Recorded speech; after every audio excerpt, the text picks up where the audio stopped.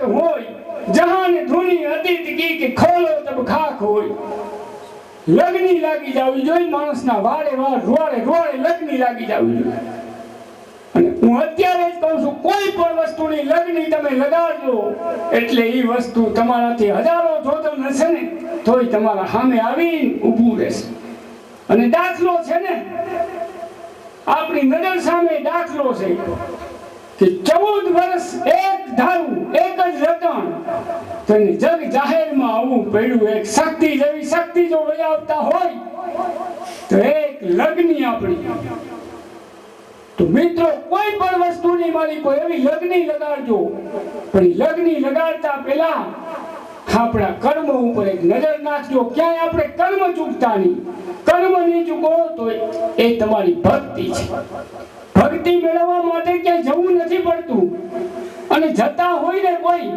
તોય હું એમ કહું છું કે ભગત થયો પણ ભેદ ન જાણ્યો કાનમાં પેરી કરી આ સમજદારીને હમજો નહીં ચકલી ભૂલી કે ચડી આવું થાય સમજદારીને સમજી લેજો ચકલી કેવી ભૂલી કે ચડી હતી એની એક વાત કરું જોજો એક માણસ એનો બાપ ગુજરી ગયો તો એની માં એના ગુજારા કરી મૂળ મજૂરી કરી અને એ દીકરાને મોટો કર્યો દીકરો જવાન થયો એટલે એને આવી ભક્તિ લાગી પણ કેવી ભક્તિ વણસમજી ભક્તિ સમજદારીની ભક્તિની કે કાંઈક મેળવવું છે એટલે એની માને એટલું કહ્યું કે માં હવે હું જાઉં છું જંગલની માલિકો ઘોર તપસ્યા કરવા અને એક તાકાત મેળવવી છે માં મારે માએ એટલું કીધું કે દીકરા તાકાત મેળવવા જાતા પહેલા હું તારી માં છું તો આજે મારે બુઢાપો છે મારે તારી જરૂર છે ત્યારે તું અહીંયા જઈશ હા માં કારણ કે મને એવી ભક્તિ લાગી છે કે હવે કંઈક મેળવવું છે માં કોઈ દિવસ દીકરાને કોઈ સારા કામમાં રોકે નહીં માએ આશીર્વાદ આપ્યા જા દીકરા તારું કલ્યાણ થાય અને એ કલ્યાણ કરવા એ દીકરો જંગલની માલિકો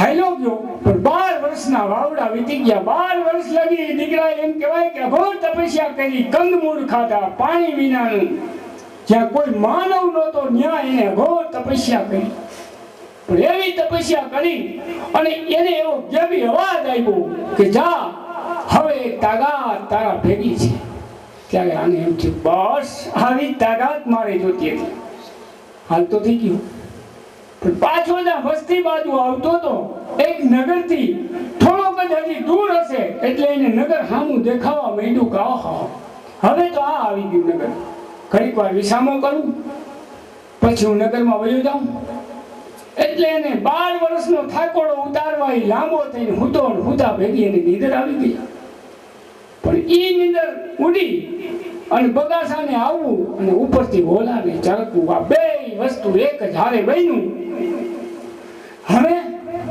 આ તો 12 વર્ષનો તપસ્યા પીતો છટકી ગયો કે બળકર ભસમ હોલા તા તો હોલાની આખી રાખ બની ગઈ અભિમાન આવી ગયું બસ આવી તાકાત જોઈ એને હળ અભિમાન લાગી ગયું કે ના હવે મેળવી મેં આજ હું ગોતતો હતો નગરની માલિકો જઈ અને પેલું જ મકાન ત્યાં જઈને ભિક્ષા પાત્ર કહ્યું કે મયા મુજે ભિક્ષા દે દો તો ઘરમાં ઠામડા ઠેકરા પણ કોઈ આવ્યું નહીં બીજો સવાલ કર્યો કે મયા મુજે ભિક્ષા દે દો તોય કોઈ આવ્યું નહીં પણ ત્રીજો સવાલ ત્યાં તો રાતો પીળો થઈ ગયો 12 વર્ષનો તપસ્યા હતો તોય કોઈ આવ્યું નહીં પછી મોડે એક બાઈ આવ્યું હાથ કુકડામાં થોડુંક અનાજ લઈ ધીરે આવીને એના સામે એક નજર કરીને એટલું કીધું કે મહાત્મા તમારો મગજ છટકી ગયો જાતા પીલા થઈ ગયા પણ જોજો